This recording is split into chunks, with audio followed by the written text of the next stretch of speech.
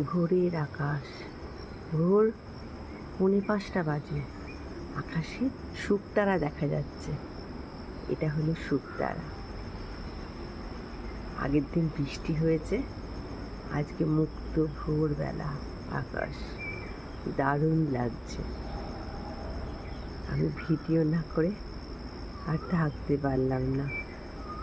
কি অপূর্ব দৃশ্য।